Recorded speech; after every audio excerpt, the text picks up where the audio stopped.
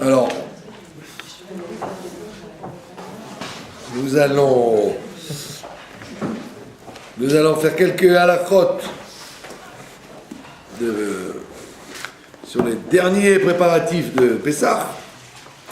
Alors, bien évidemment, nous, on s'occupe de la Haggadah, on s'occupe du positif, c'est-à-dire des mitzvot positifs du soir du Seder, et non pas du Hametz, sur lequel tout le monde met le paquet, en oubliant que l'essentiel de la fête, c'est pas de ne pas manger de Hametz, mais c'est de faire les mitzvot de Pessah.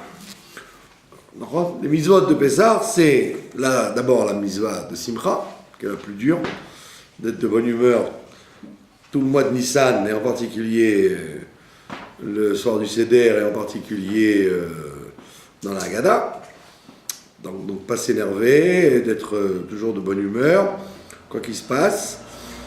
Donc c'est un travail considérable. Et en plus, après de faire les mitzvot liées au Seder, qui sont très précises, il n'y a pas dans le judaïsme de mitzvot plus minutieuses que celle du soir du Seder. Alors les gens, ils s'occupent de ce qu'on mange pas, de Hametz, de nettoyage, de plein de trucs qui sont en vérité des préparatifs de la fête elle-même. Comme on voit dans la halakha que le soir du dimanche soir, par exemple, on va faire la Bdikat Hametz, d'accord? Alors, quand vous faites la Bdikat Hametz, bien que ce soit une mitzvah qui revient tous les ans, vous auriez dû dire Shehecheyanu. On voit bien qu'on ne dit pas Shehecheyanu sur la Bdikat Hametz. Bien qu'il y ait quelques décisionnaires qui disent qui achètent un fruit nouveau, etc. Mais la plupart des gens ne font pas attention à ça. Ils font Bdikat Hametz et ils ne disent pas Shehecheyanu. Et pourquoi? Parce que l'essentiel, ce n'est pas la recherche du Hametz. On a une mitzvah de se débarrasser du Hametz parce que demain, on aurait dû offrir le Korban Pessah, et à ce moment-là, on n'a pas le droit d'avoir du Hametz avec soi. Donc c'est une préparation au mitzvot de Pessah. C'est pas une mitzvah en soi. C'est une mitzvah préparatrice des mitzvot du lendemain qui sont de ne pas avoir de Hametz quand on mange le Korban Pessah. Donc c'est pas une mitzvah en soi, mais c'est une mitzvah négative. Tu n'auras pas, on ne fait pas Shehecheyanu sur une mitzvah négative. Et de plus, c'est une mitzvah qui prépare, c'est pas une mitzvah en soi. Comme la soukha par exemple, même si vous construisez votre soukha vous-même, vous ne faites la bracha de Shehecheyanu que quand vous mangez dedans le soir du Sukkot. Donc on voit bien que l'essentiel de la fête n'est pas tant de s'éloigner du Hametz que de s'occuper de la matzah. La matzah et de la fête elle-même, de la joie. D'accord? C'est pas pour rien que quand il y a le Beth Amikdash, quand il y a le temple, il n'y avait pas un œuf sur le plateau comme aujourd'hui. Là, pourquoi on met un œuf? Parce que c'est pour rappeler le korban de joie qu'on faisait pour manger avec sa famille. Donc, ce qu'on appelle le chagiga. Alors, comme il n'y avait plus de chagiga, alors ils ont dit, on va mettre un œuf à la place. En signe de deuil du fait qu'on n'a pas de la chance de pouvoir offrir un chagiga pour manger avec le guerre, le lévi, la veuve et l'orphelin, quoi. Les quatre. Comme dit la Torah, réjouis-moi les quatre, et moi je réjouirai les tiens. C'est-à-dire, si tu réjouis mes quatre à moi, le guerre, le lévi, la veuve et l'orphelin, c'est les quatre sortes de gens qui ne sont pas censés avoir de la famille et du soutien. Moi je réjouirai les tiens, c'est-à-dire toi, ta femme, ton fils et ta fille. Donc on voit bien que l'essentiel du Seder, c'était d'être de bonne humeur, en mangeant de la bonne viande, de la hèche, qui était le Chagiga. Et après, à la fin, il y avait, comme on l'a dit déjà, il y avait le Korban Pessah à la fin de repas. Donc, qu'est-ce qui se passe Donc, si le Mashiach est là, donc il n'y aura plus l'œuf, il y aura évidemment le Chagiga. Surtout que l'œuf, comme on l'a déjà expliqué l'autre fois, le jour de Pessah, c'est le même jour que Tisha B'Av, toujours. D'accord? Donc, comme cette année, Pessah c'est un mardi, donc Tisha B'Av sera un mardi. Donc on te dit, si tu veux pas manger l'œuf le soir de Tisha B'Av avec la cendre assis par terre, alors fais tchouva maintenant en regardant cet œuf que tu manges le soir du Seder en rappel du Chagiga. Donc on voit qu'il y a un même rappel de la fête de Pessah et le deuil de Tisha B'Av. Les deux sont liés.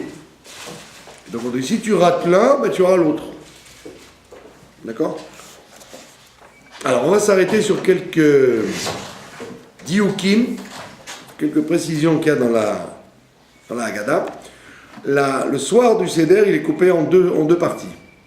Comme il y a 4 verres de vin, les 2 premiers verres sont liés avec la sortie d'Égypte, c'est-à-dire le Kiddush et le verre de Gaal Israël. On dit une bracha qui s'appelle Gaal Israël, d'accord, à la fin de la Haggadah. Donc on boit un verre de Kiddush, après on boit, à la fin de la Haggadah, on boit le deuxième verre, d'accord. Et donc ces 2 premiers vers racontent l'histoire de la sortie d'Égypte. Alors que les 2 derniers vers, le vers du Birkat Hamazon et le dernier vers qu'on boit pour finir, ils sont liés avec la Géoula de maintenant, la Géoula de l'exil de Rome. C'est pour ça que le minag veut, la coutume veut, que l'on serve le verre d'Eliyahu à Navi, justement, quand on est dans ces 2 derniers vers. Il y en a qui le servent depuis le départ, depuis le début du Seder, déjà ils servent au milieu de la table, ils mettent un beau verre pour Eliyahu Hanavi, et il y en a d'autres qui attendent la deuxième partie du Seder pour servir le verre d'Eliyahu Hanavi. Et en tout cas, tout le monde dit des versets qui parlent de la Géoula de maintenant. Et ce verset s'appelle Shefor. Jette ta colère sur les nations qui n'ont pas cru en toi. Jette ta colère sur les peuples qui n'ont pas cru en toi. Et on a l'habitude, la coutume d'ouvrir la porte. On ouvre la porte. Pourquoi ouvre-t-on la porte? Alors il y a plusieurs raisons pour ouvrir cette porte. Dans les pays orientaux, il y en a qui l'ouvraient depuis le début du Seder, carrément. La porte était toujours ouverte, depuis le début du Seder. Et c'est normal, puisque dans les pays orientaux, dans les derniers siècles en tous les cas, les Juifs étaient plus ou moins tranquilles.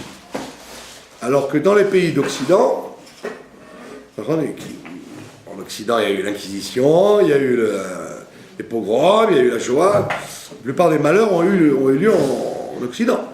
D'accord? L'Inquisition, c'était en Europe, c'était pas en Afrique. D'accord?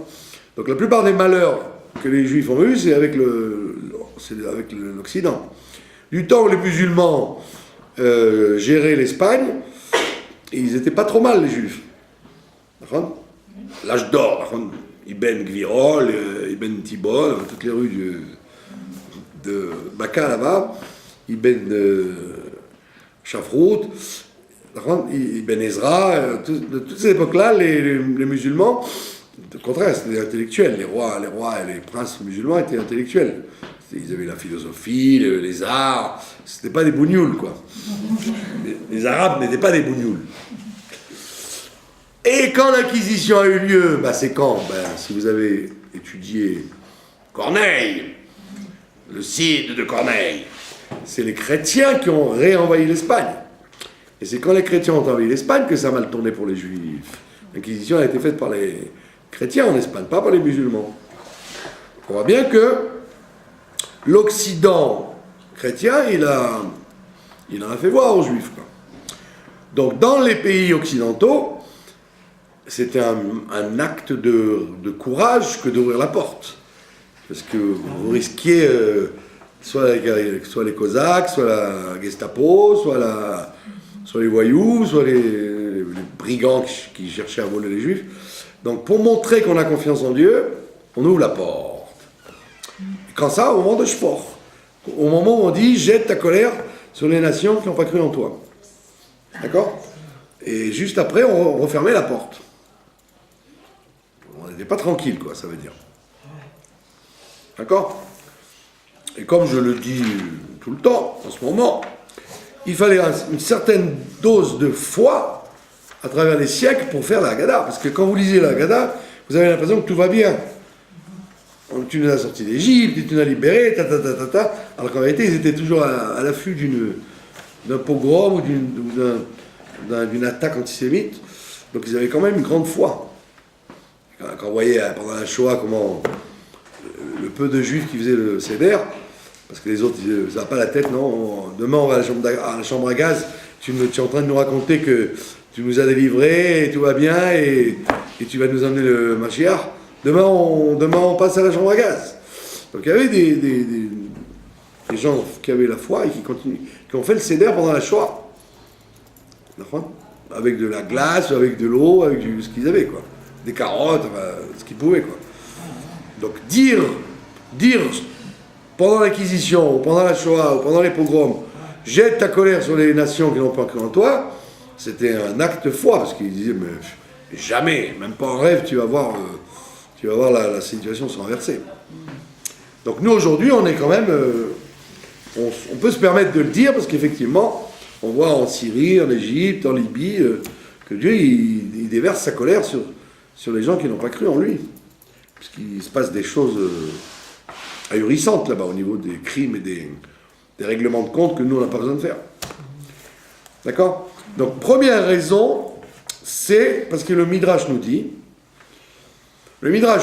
que, comme nous buvons les 4 coupes de vin de la Géoula d'Égypte et de la Géoula de maintenant, 2 verres, les goïms qui n'ont pas cru ou qui ont embêté le peuple juif, ils boiront, quand Mashiach viendra, ils boiront 4 coupes de vin, le vin de la punition. Yain Apuranout. Comme, j'allais dire les Havdil, mais c'est pas la peine, comme on donne quand on va condamner à mort quelqu'un, avant de condamner à mort quelqu'un, on lui donne des verres de vin pour qu'il soit ivre avant de le tuer. Pas du vin moderne, là, qui est bourré d'eau. Si vous avez 51% de vin, c'est merveilleux. Mais à l'époque, c'était du vin très épais. Au temps du Talmud, il racontait que le vin, encore au temps du Talmud, c'est-à-dire après la destruction du temple, le vin, on devait c'était comme du miel, on le prenait à la cuillère. On prenait le vin à la cuillère. Et on rajoutait de l'eau pour le diluer. Donc c'était comme de la crème, quoi. Tellement il était épais. Il n'était pas du tout liquide, le vin. Et donc c'était un vin qui saoulait très vite. Il rendait tout de suite chicorre. Et donc on donnera ces 4 coupes de vin aux nations. Ça s'appelle le calice. On fera boire le calice jusqu'à la vie. Et donc, ces 4 coupes de vin, c'est au moment de Shfor qu'on les allusionne.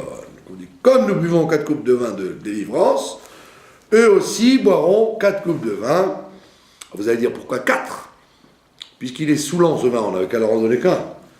On en donnera à tous les goïms qui n'ont pas cru dans la Géoula et qui nous ont fait des problèmes, un verre suffit avant de les tuer. Il dit non, parce que un verre de vin, on donnera un verre de vin différent à chacun, ça veut dire. Ceux qui ont voulu nous embêter un peu, alors ils boiront un verre. Les autres boiront un autre verre. Chacun aura son verre à lui, quoi.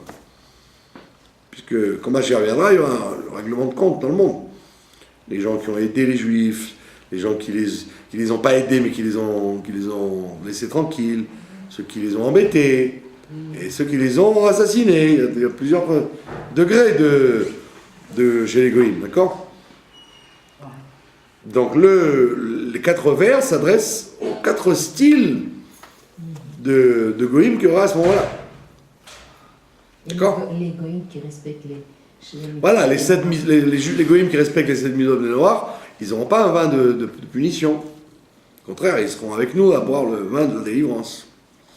Donc on voit bien que cette prière qu'on fait de Shfor, jette ta colère sur les Goïm,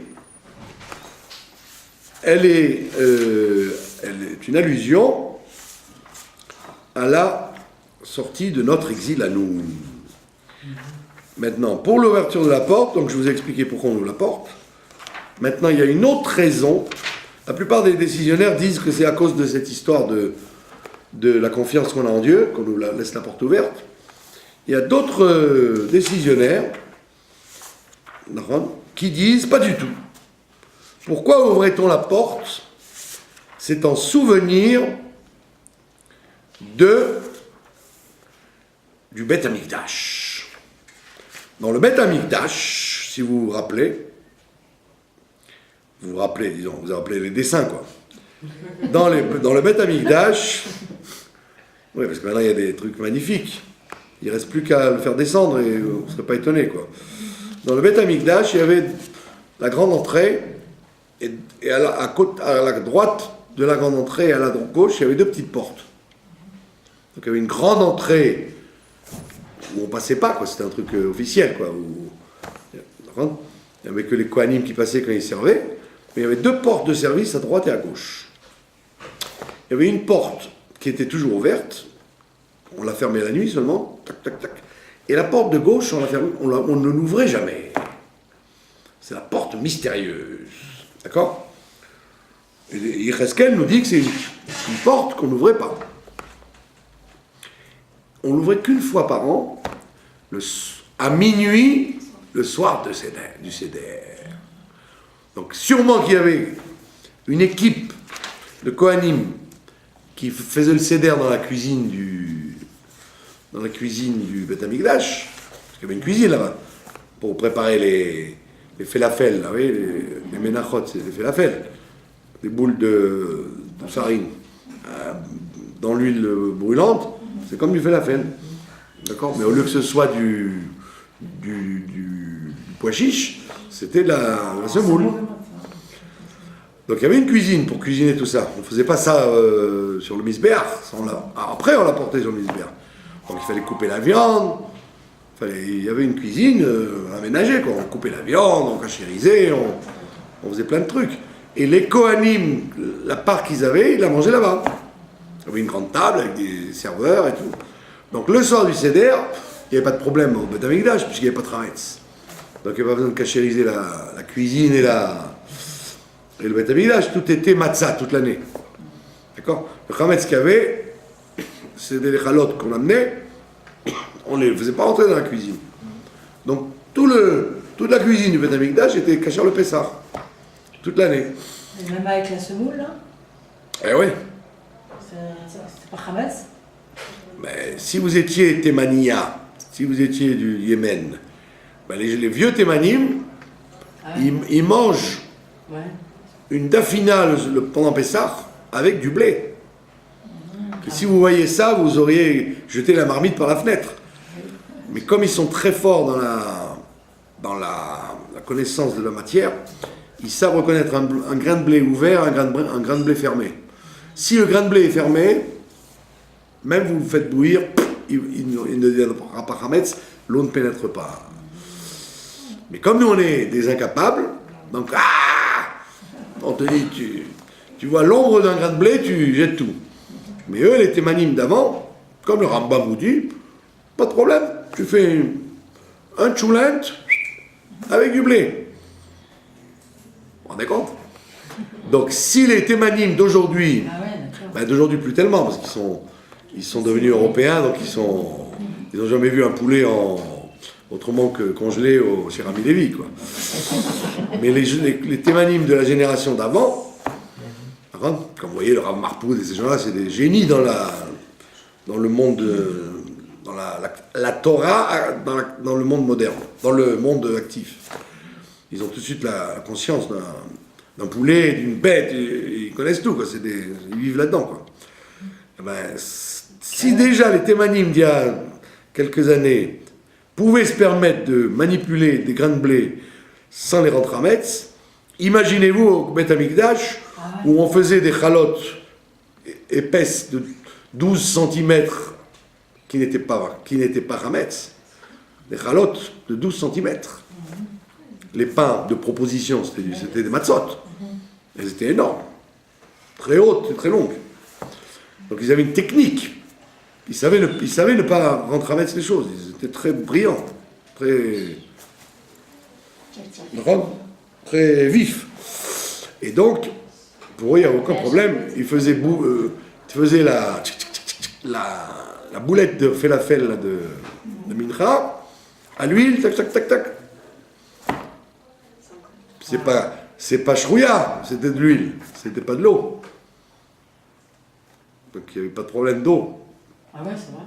Ben voilà. Donc tac, tac, tac, tac, ils faisaient bouillir ça, revenir, hop, ils sautaient la truc, hop, emballé.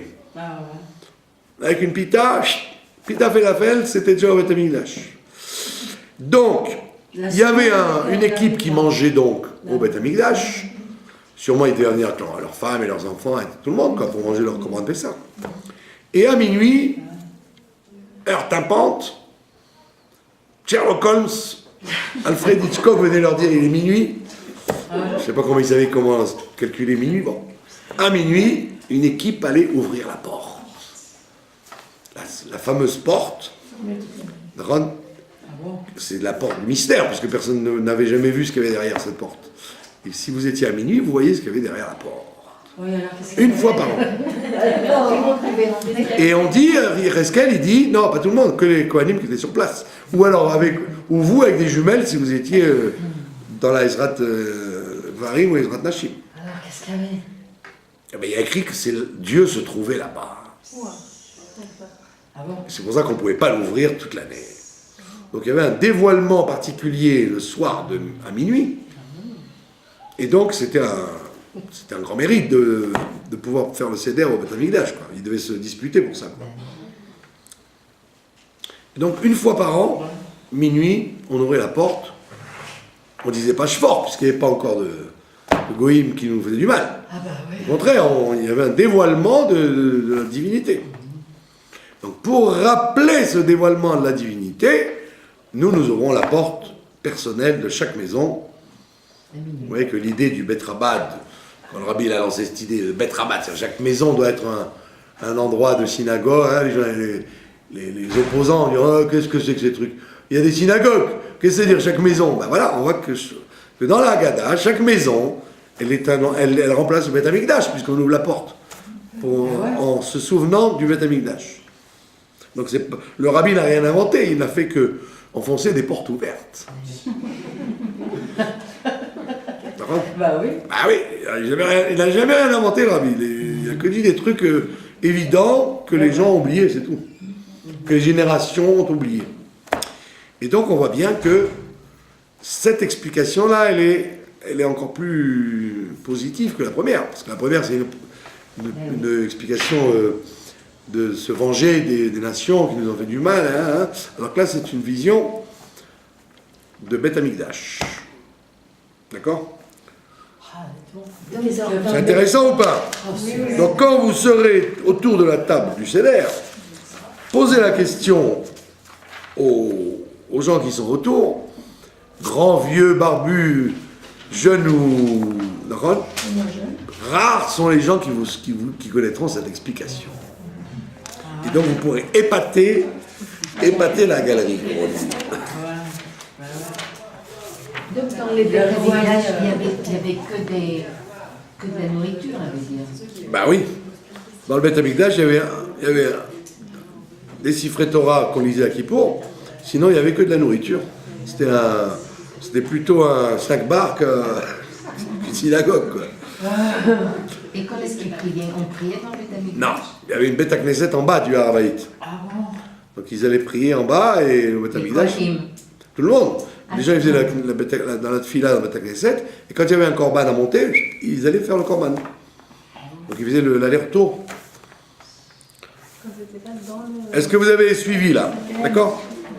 Donc, tout ça, il faut le savoir le soir du Seder, parce que c'est des événements... C'était une grande place, la petite porte là? Non, c'était une porte de 1m50, c'était pas très large. Et l'intérieur, c'était grand, c'est quoi? C'était une lishka, il y avait un bureau là-bas, qui ne servait à rien, quoi, puisqu'il était fermé. Voilà, donc... Oui, mais qu'est-ce qu'ils faisaient là-bas? Ben oui. Rien. Non, mais ce soir-là. Rien. Le soir à minuit. Ils ouvraient la porte et ils regardaient ce qu'il y avait dedans. Il n'y avait rien, mais il devait y avoir une lumière qui sortait, ce que je sais, moi. C'est comme lorsqu'on va chez le rabbi, on rentre dans son bureau, Kodesh à Kodashim, et Eh ben voilà. on voit rien, mais Mais on ressent. on voit tout. Ah bon? Voilà, donc vous avez compris Unité, je sais pas si... l'importance de ce shfor et l'importance de... Maintenant, l'origine de shfor, on l'a vu, c'est intéressant, c'est que dans les Haggadot, les très vieilles Haggadot, celle du Rambam et celle de Rabbi Saadia Gaon, il n'y a pas tout ça. Toute la fin du Seder, elle n'y est pas. Il n'y a que le Hallel, c'est tout. Le Hallel et la prière de l'Ishmat. Donc il n'y a pas tous ces morceaux qu'on a rajoutés. Et là, quand est-ce qu'on a rajouté ce shfor et ce qu'il y a après? Eh bien, on vous dit, c'est dans la Haggadah de Rome. Pendant que les Tanaïm, Rabbi Akiva, Rabbi Tarfon, etc., ils écrivaient la Haggadah, à Rome, juste après, il y a une très grande communauté juive qui s'est installée là-bas, et ils ont donc rédigé l'une des premières Haggadot. La Haggadah de Rome, ça s'appelle. Et c'est eux qui écrivent les premiers, comme ils étaient en pleine ville de Rome, jette ta colère, hein, donc ils parlaient sur les Romains en fait. Jette ta colère sur les Romains, sur les Goïms qui n'ont pas cru en toi, ils parlaient des Romains en premier. Après, les Thémanim, qui sont aussi d'une très très vieille communauté, les Thémanim et les Séfarades antiques ont rajouté 2 autres psukim. Et après, en Ashkenaz, en Allemagne, ils ont rajouté le 4e pasouk. Donc les 4 psukim qu'on dit, ils ont une histoire qui a duré longtemps. Ça s'est construit très très lentement. D'accord, la preuve c'est qu'il vous dit ici que en France du Nord, on rajoutait 7 psukim, et en France du Sud, on rajoutait encore 8 psukim. Et en Angleterre, 17 psukim. Donc ça veut dire que c'était de très vieilles Kehilot, puis c'était au Moyen-Âge. Et vous voyez qu'il y a une différence entre la France du Nord et la France du Sud. D'accord? Bon, enfin, nous, dans nos Haggadot d'aujourd'hui, il n'y a plus que 4 versets. Donc, instaurez pas. Haggadah de Rome, Thémani Sfarad et Ashkenaz. Tac, tac, tac. 4 psukim. Qui sont une allusion aux 4 vers de colère, donc, qu'on fera boire au Goïm. D'accord? Et si vous avez encore remarqué l'astuce, il y a un des versets de ce shofar, c'est un verset qu'on dira Tisha B'Av. Encore une fois, le lien entre Tisha B'Av et Pessah. Un verset qui dit Tirdof B'Av V'tashmidem, poursuis-les en colère, V'tashmidem, extermine-les, mitachat shmei Hashem, sous les cieux de Dieu. Donc le prophète Jérémie dit ça dans la désolation, puisque là-bas, ils pleurent le Beth Amikdash détruit. Alors qu'à Pessah, on le dit comme une promesse, que Dieu devra les poursuivre. Donc vous avez plusieurs formules de colère. Shfor Hamatra. Hamatra, c'est pas ta belle-mère, c'est ta colère. Non, pas comme il y en a qui disent jette ta belle-mère chez les goïms. Qu'elle te foute la paix, quoi. Alors, c'est anti-grammatical. Il ne faut pas dire Shfor Hamatra. C'est pas Hamotra, c'est Hamatra. Jette ta colère. D'accord? Donc, colère, c'est Hama. Et pourquoi? Parce que Ki achalet Yaakov ve'et naveu et Shamu, parce qu'ils ont dévoré Yaakov et sa beauté, ils l'ont détruite. Donc il ne s'agit pas des goïms, des gentils goïms d'aujourd'hui, les Anglais, les Français, les Américains, les Allemands. Il s'agit des gens qui ont fait beaucoup de mal. On ne parle pas de ceux de maintenant qui sont des bénis oui-oui, quoi, qui n'ont pas grand-chose, quoi. Ils se font manger par tous les terroristes du monde. C'est pas des gens violents aujourd'hui, la plupart des goïms qu'on connaît. Sauf les sérieux qui sont en train de trinquer en Syrie, par exemple. Après, il y a écrit Shfoch aleim za'am mecha. Za'am, c'est une autre façon de colère. Vacharon. Charon, c'est aussi une colère. Charon af. D'accord? Donc il y a plusieurs degrés de colère. Comme il y a plusieurs degrés de Géoula,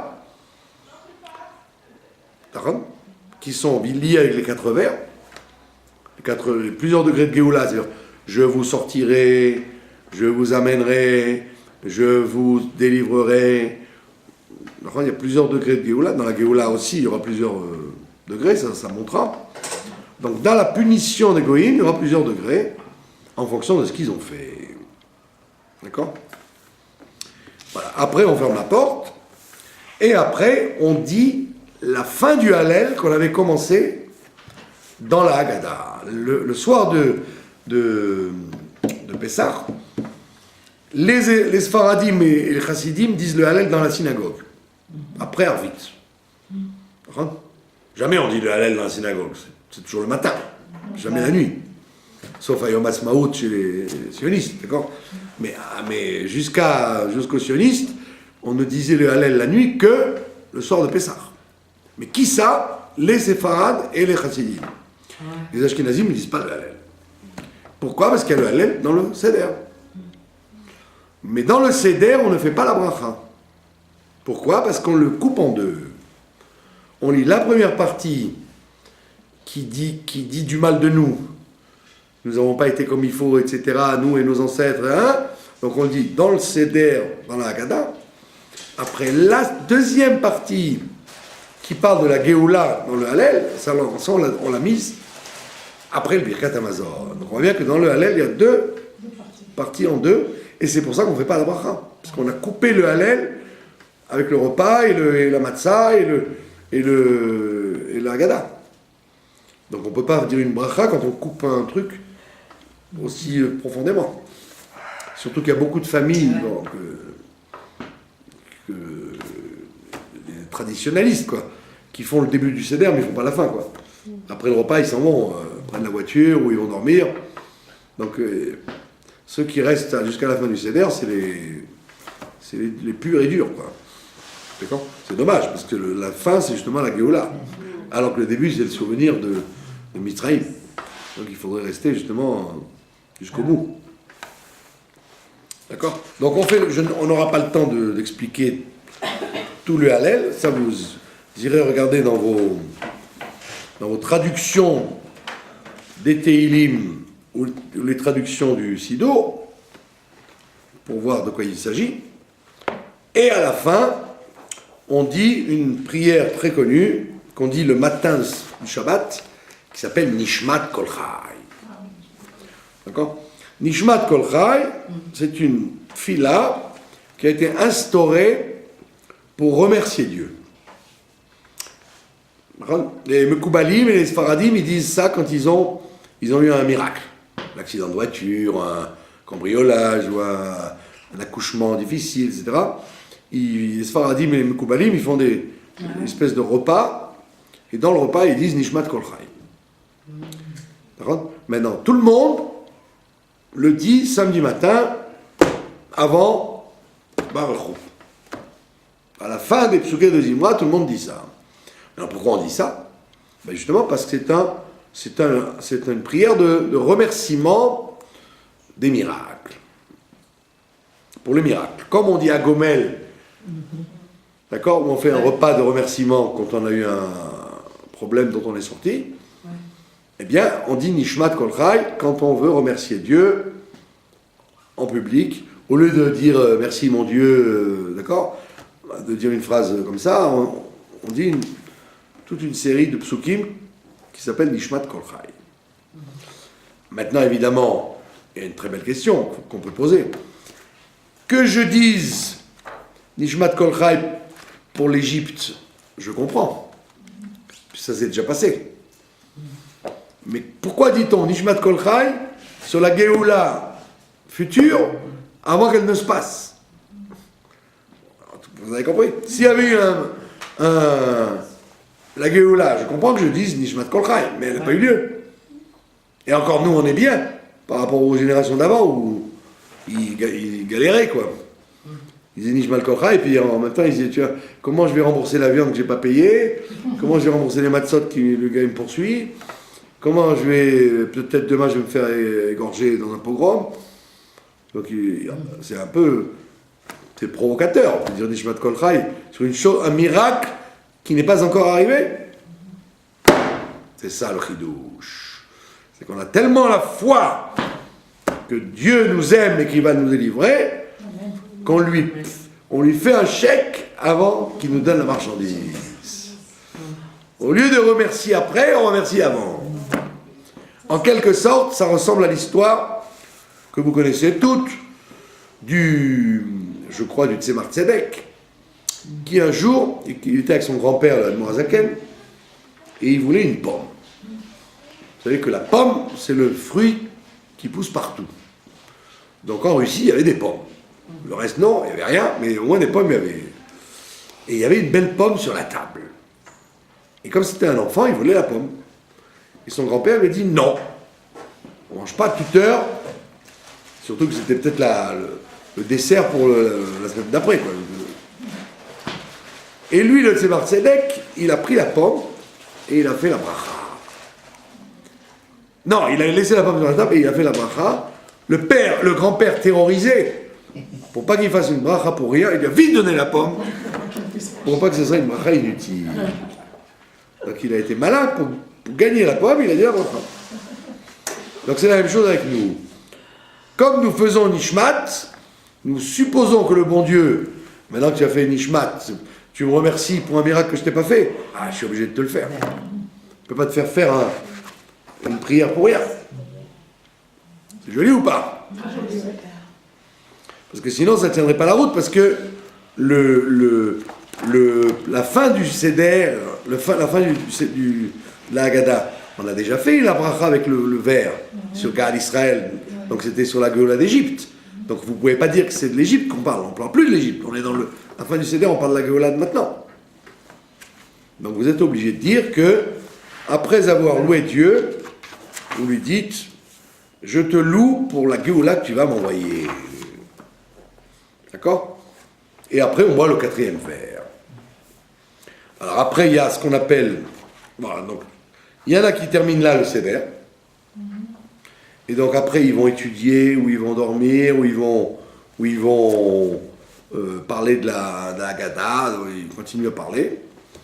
Mais il y a beaucoup de Kehilot qui chantent des chansons très connues, et que très souvent, c'est ce qui a maintenu les Juifs dans le souvenir de Pessah. Quand vous demandez à un Israélien qu'est-ce que c'est Pessah, ben il va vous dire Echad miyodea, Echad miyodea. Il se rappelle de Echad miyodea, mais il ne se rappelle pas de tout ce qu'on a dit avant. Il se rappelle les chansons, d'accord? Ou les séfarades, ils se rappellent de Echad Gadia, vous voyez? Il y avait un agneau. C'est une chanson. C'est une chanson très profonde, puisqu'elle parle de l'unité de Dieu. Donc il y a des tas de Kehilot qui chantent ces chansons-là. c'est d'ailleurs plein d'enfants, plein de gens qui restaient pour ça, quoi. Pour écouter Echad Meodea, Echad Gadia, etc. Pourquoi vous riez? Ouais, parce que dans le Sidour du Admorazaken, il n'y a pas tout ça. Dans le Sidour du Admorazaken, il n'y a pas toutes ces chansons. Mais vous voyez bien que c'est ça qui a des fois retenu les gens à rester juifs, quoi. Plus que le maror et le verre, les dioukim, ils ne se rappellent pas, mais ça, ils s'en rappellent. Ouais. On chantait Echad Meodea. Et je vous ai raconté cette histoire. Je l'ai raconté peut-être 3 ou 8 fois, c'est le Mechané. J'étais à Pessah chez le Rabbi en 79, enfin, c'est pas hier, avant Maalia, ouais. Et il y avait là-bas un chanteur, enfin, c'est un Chazan plutôt, il s'appelle Berele Zaltzman. C'était un monsieur qui n'avait plus un poil. Comme il se cachait des Russes, il se cachait dans les abris. Il a eu tellement peur qu'il a perdu tous ses poils. Donc il n'avait plus un poil. Ni sur la tête, ni sur la barbe, plus rien, plus un poil. De la trouille. Ça lui a complètement trifouillé le système pileux. Il n'avait plus un poil. Parce que quand vous le voyez, vous dites, c'est marrant, un chassid sans barbe. Non, il n'a pas sans barbe, il est chaud aussi. Donc vous vous posez une question. Bon, comme il a un chapeau, vous ne voyez pas qu'il est chaud. Mais après, quand vous dites, effectivement, il est bizarre. Il s'appelait Berele Zaltzman, et il chantait très bien. Et d'ailleurs, il chantait justement dans les caves. Et donc, il a une très belle voix. Et donc, il était là le jour de l'anniversaire du Rabbi. Et le reste, enfin, la fête, quoi. Et le jour de l'anniversaire du Rabbi, le Rabbi lui a dit chante, c'est une chanson en russe, c'est le Echad Gadia en russe.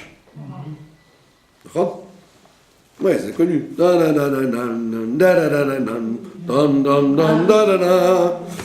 En russe, ça veut dire il y a 12 tribus et il y a 11 encens dans le Kotoret, il y a 10 commandements. Il y a 9, hein, mais il n'y a qu'un seul Dieu, C'est comme Echad Gadia, mais en russe. D'accord? Bon, quand vous ne connaissez pas la traduction, vous ne comprenez rien, mais après, quand on vous dit, ça parle. Et on sait que le Rabbi, chez son papa, il chantait ça à la fin. Bien que dans le Admorazaken, il n'y a rien, il faisait chanter ça aux enfants avec son père. Et lui, il s'est mis à chanter ça, tout seul. Alors les gens, ils suivaient comme ça. Et le Rabbi s'est mis à pleurer, mais comme un enfant. C'était horrible à voir. Il s'est mis à pleurer. Ça lui rappelait son père. Et après, alors le Chazan, il a regardé les secrétaires, il a dit, je continue, j'arrête, qu'est-ce que je fais là maintenant? C'est long, c'est un chant très long, comme le Echad Gadia. Il y a 11, et il n'y a qu'un seul Dieu. Pardon? C'est Echad Meodea, c'est pas Echad Gadia. Oui, Echad Meodea, Echad Gadia, c'est le même sujet. Le même thème, l'agneau qui est tout seul et tous les ennemis lui veulent, mais il n'y a qu'un Dieu qui va le délivrer. L'autre, c'est la même chose, c'est le même thème toujours. Et donc il chantait, et puis au fur et à mesure, le Rabbi s'est replié sur lui-même, et il pleurait, mais on entendait des... Alors tout le monde était dans... ne savait pas quoi faire, et lui il regardait, il faisait, qu'est-ce que je fais? J'arrête, quand je chante, qu'est-ce que je fais? Alors les secrétaires, ils ne savaient pas quoi faire, et on dit, continue. Et nous, on ne savait plus non plus. Au début, on tapait dans les mains. Et on voyait que le Rabbi pleurait comme une madeleine. On s'est dit, c'est honteux. Ça lui rappelait son enfance, quoi. Quand il faisait le céder à la maison. Et lui,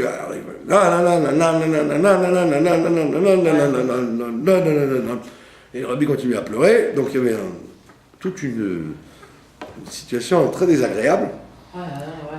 Et puis Tom, le Rabbi, il s'arrête de pleurer, et puis il se lève. Il a renversé sa peine, pour pas nous mettre dans l'angoisse.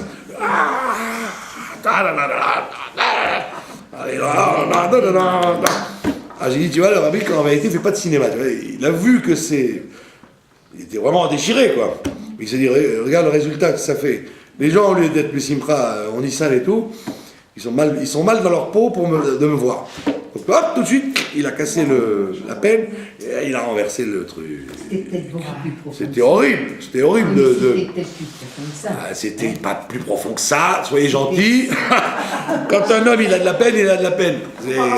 C'est sûr, mais allez savoir quel genre. Allez savoir, ça veut dire que le rabbi vous apprend comment on doit réagir quand on a une douleur, une peine, etc. Ben, il faut savoir que quand on est devant tout le monde, ben, ou même tout seul, il ne faut pas vivre de ça. C'est pas positif, quoi. Ça avance pas. Mais son père est mort en prison, hein. Ben oui, il a eu très peu de salaire avec ses parents. Après, il y a eu la guerre, enfin, il n'y a que des galères, quoi. Et il n'a jamais revu son père après. Donc c'était pas rigolo, quoi. Alors lui, il vient et lui chante la chanson quand il était tout petit. Alors c'était pas chou. Mais c'était le rabbi qui lui avait demandé qu'il chante, ou c'est lui qui a chanté. Non, il a dit, chante nous ça, parce que comme c'est un Khazan qui chante très bien. Alors, c'est pas qu'il chante, enfin, il chante des chansons, comment on dit, de la tfila, et en même temps, il connaît tous ces trucs-là, quoi. Alors, lui, il a demandé, et tout le monde était content, parce qu'il y avait un rythme, quoi. Et ça a tourné au nostalgique, quoi. Donc, pourquoi je vous raconte ça? Pour vous dire que c'est vrai que le Sidour du Yad Mourazaken ne contient pas tout ça, alors que la plupart des Haggadot les contiennent. Mais vous voyez bien que si vous savez que ça va mettre de l'ambiance dans la maison de chanter Chad Gadia ou Chad Meodea, il ne faut pas s'en priver. Comme ça, vous allez pouvoir maintenir le public réveillé, et en même temps, ça met les gens dans une... Ouais, dans des nigunim qui leur rappellent leur enfance. Et Berélé... Berélé Zaltzman.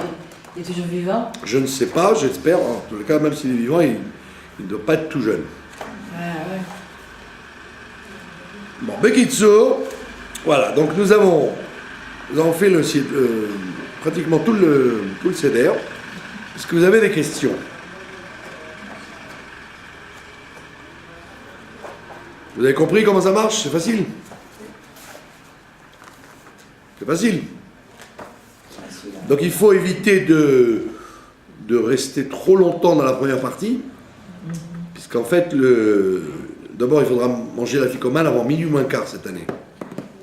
En Israël, c'est minuit moins quart. Je ne sais pas quelle heure c'est le Chatzot en Amérique ou au Canada ou en France, mais chez nous c'est minuit moins quart. On ne change pas l'heure encore. Donc, il vaut mieux se dépêcher sur la première partie de la Haggadah pour pouvoir manger la ficomène à minuit moins quart, et en même temps pouvoir justement se réserver sur la fin. La fin de la Haggadah qui est la Géoula. Et le deuxième jour aussi, c'est minuit moins quart ou entre... Non, le deuxième jour, on ne tient pas de... Tient pas de compte. Non, parce que c'est un... Mais nous, on ne fait pas le deuxième jour, de toute façon. Pas le deuxième jour. Non, on n'a pas de deuxième jour. Vous parlez de ceux qui font deux jours. L'année dernière, quand j'étais chez le Rabbi, alors les gens ils venaient faire la Gana à 3h du matin dans le Semaine Samedi. Je comprenais Non, mais pas sûrement ce qui se qu'ils ont dû... Non, parce que c'est comme les docteurs, comme les soldats, tous les gens qui n'ont pas eu l'occasion de faire la Haggadah parce qu'il est occupé, alors ils peuvent la faire toute la nuit. C'est pas une...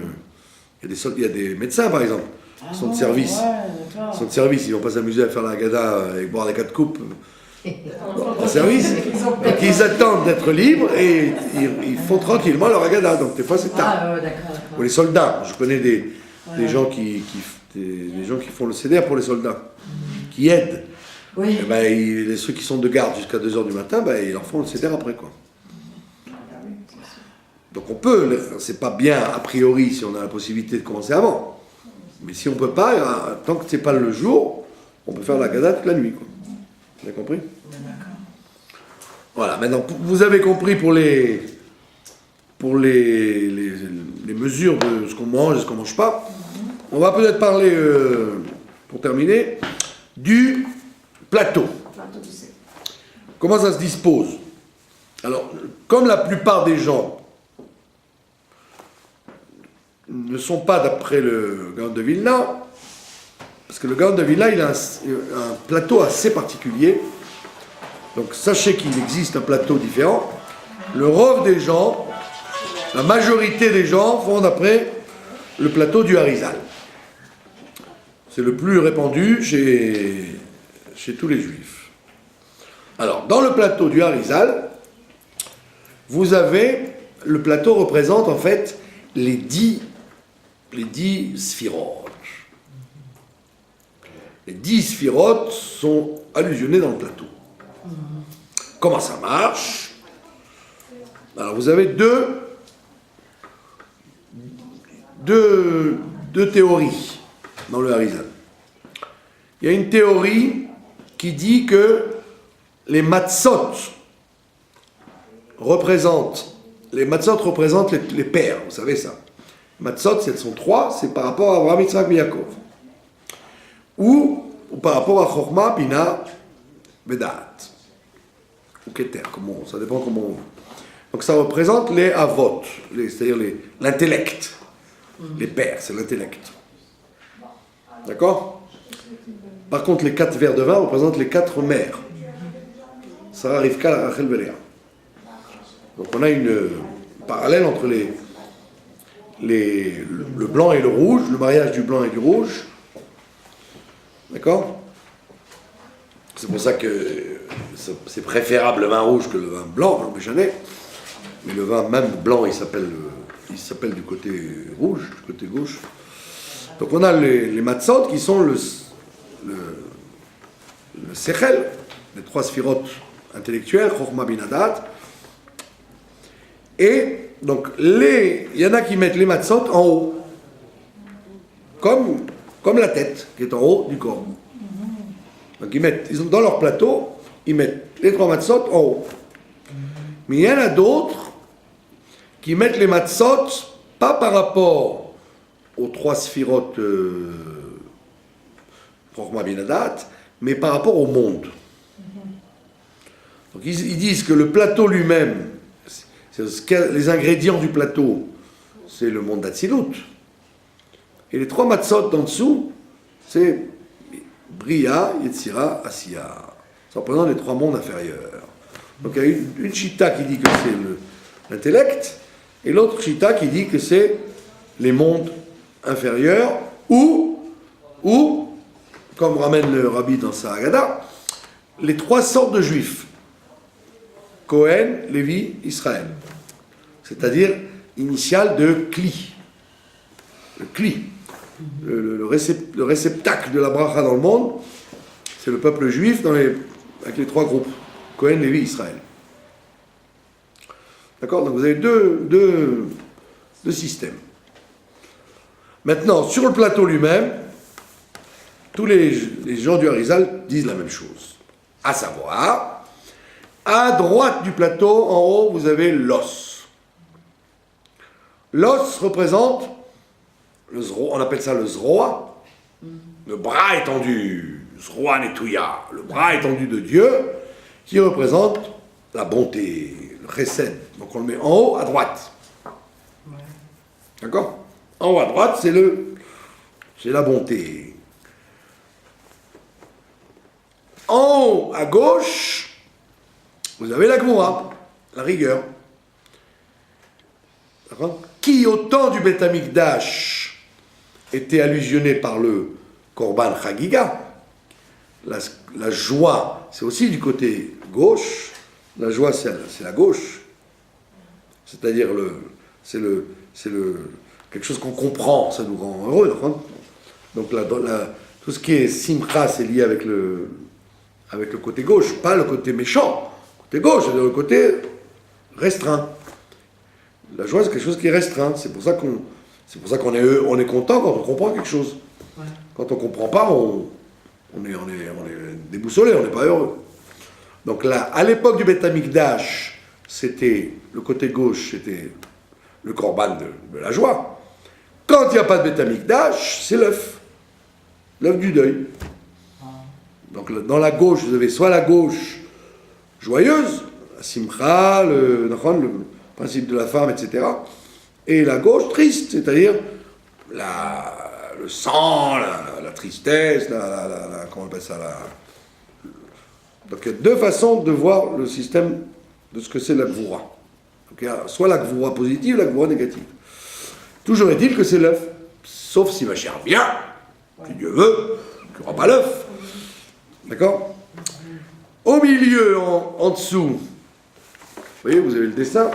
Au milieu, en dessous, vous avez le maror. D'accord? Le maror, c'est-à-dire la salade, la romaine, ou le réfort, ou les deux. Et le maror représente l'équilibre. L'équilibre. C'est quoi l'amertume? C'est pas une amertume négative. C'est l'amertume dans le sens du sérieux. L'amertume du sérieux, c'est-à-dire savoir sa place. C'est ça le maror. C'est pour ça que le maror amène les brachot dans le seder. Il n'amène pas des mauvaises choses. Et si vous avez bien observé, le côté droit, l'os, c'est par rapport à Abraham Avinu. L'œuf, côté gauche, la Gvoura, c'est Yitzhak, bien évidemment. Et le maror, c'est Yaakov Avinu, tout simplement. D'accord? Et le maror, c'est le principe de l'équilibre. Que si je suis trop imbu de moi-même, d'accord? Je me repose sur mes lauriers, je ne fais plus rien. Et si je suis trop dégoûté de moi-même, je ne fais plus rien non plus. Donc il faut maror, ça veut dire l'amertume, c'est-à-dire savoir qui tu es. L'équilibre. Ça, c'est Yaakov Avinu. D'accord? À droite en bas, d'accord? À droite en bas, j'ai la sphira de Netzach maintenant. La sphira de Netzach, c'est-à-dire la victoire, l'agressivité de la conquête. Et ça, c'est allusionné par le Charoset. Le Charoset. C'est-à-dire, du temps du Beth Amikdash, le Charoset, c'était quelque chose de salé. C'était comme le hamba que vous mettez dans le shawarma. C'était quelque chose de salé, c'était un truc piquant. Le hamba. Le Charoset. Depuis que le Beth Amikdash est détruit, le Charoset est fait avec tous les fruits qui sont cités dans le livre de Shlomo Ameler, Shirachirim. La noix, la grenade, la pomme, tous les fruits qu'il cite là-bas, on les met dans le Charoset. Et une petite nekuda en passant, c'est que si vous vous rappelez, en Tishri, on dit toujours, je crois là-haut, il dit en Tishri, il ne faut pas manger de noix, parce que chet, c'est gematria chet. Et goz, c'est la même gematria que la faute. D'accord? Donc il y a des communautés qui ne mangent pas de noix tout le mois de Tishri, parce que ça rappelle la faute. Et pas le moment de rappeler la faute, puisqu'il y a Yom Kippour, Shoshana, c'est pas bon de rappeler la faute. Donc il y en a qui ne mangent pas de noix pendant Tishri. Or vous voyez que en Pessah, d'Afka, vous mangez des noix. Dans le Charoset, vous en mettez, et c'est un des fruits les plus mangés par tout le monde, puisqu'il ne traîne pas dans le Chametz, puisqu'il est fermé. Donc la plupart des gens mangent des noix pendant Pessah, d'abord parce qu'ils en mettent dans le Charoset, et en plus parce que c'est un fruit qui ne traîne pas dans le Chametz, qui est toujours protégé par sa coquille. Alors on voit une chose bizarre, donc quand il crie, il rappelle la faute, il n'en mange pas. Et à Pessah, tu en manges justement. Oui, parce que Tishri, il faut faire attention aux fautes. Tu dois te purifier pour te rapprocher de Dieu. À Pessah, c'est Dieu qui vient vers toi. Donc comme il vient vers toi, il transforme tes fautes en mérite. Donc tu n'as pas honte de tes fautes, au contraire, tu as renversé les fautes en mérite.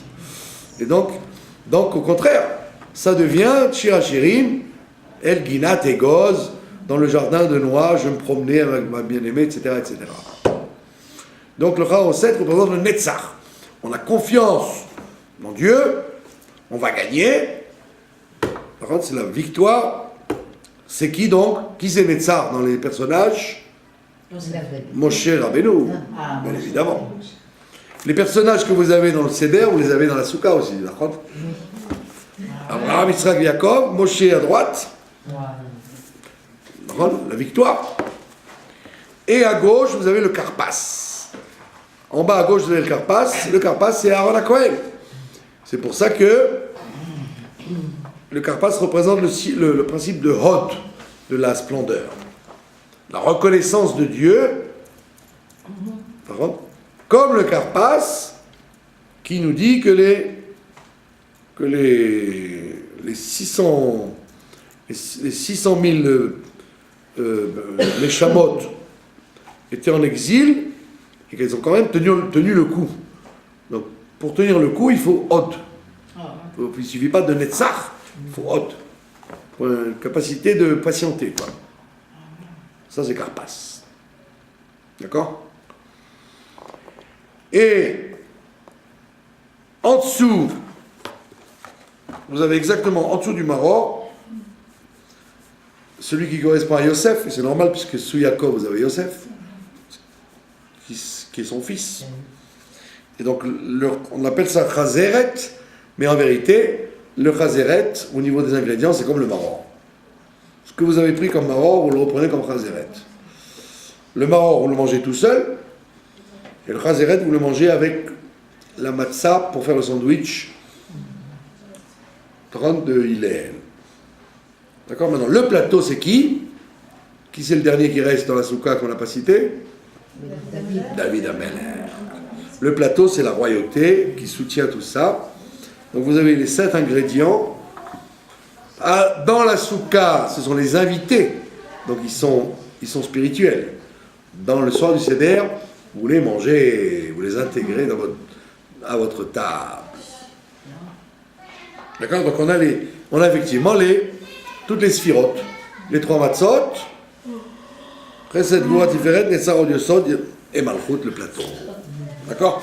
Donc maintenant, c'est pour ça que chez Chabad, on ne prenait pas de plateau en argent, puisque c'est le rabbi qui prenait le plateau. Pour parler de Malchut, il fallait être un Melech. Mais moi, il y a quelques années, j'ai posé la question, est-ce que je dois prendre un plateau ou pas? Et le rabbi répond, nous sommes RF Pessah, c'est une lettre du 14 dans les Grottes Kodesh. 14 Nissan, nous sommes RF Pessah bientôt, tout à l'heure, et vous me parlez de la délivrance d'Égypte, et donc chacun doit savoir où il en est dans la délivrance. Donc, si tu penses que tu as une madriga de Melech, alors prends un plateau. Si tu penses que non, prends pas de plateau. C'est à toi de savoir où tu en es, quoi. Vous avez choisi de prendre un plateau. Ton argent, bien sûr. Tout le monde prend un plateau. Ah ouais. En argent? Oui. L'argent, on porte où tu veux. Ça dépend de ce que vous avez, quoi. Voilà. Merci de votre attention. Donc nous nous retrouvons après Pessah, si Dieu veut. Et avant Pessah, au Beth Amikdash, ce qui est la moindre des choses, en 5773, le temps est largement arrivé. Sûr. Mais les femmes, elles ont le droit d'avoir un plateau, non? Non, en général, c'est des hommes qui prennent un plateau. Ah bon, c'est bon. Si que Dieu préserve une femme, elle est seule, bien sûr, elle va faire son plateau, mais c'est pas très agréable. Tenez, monsieur le technicien.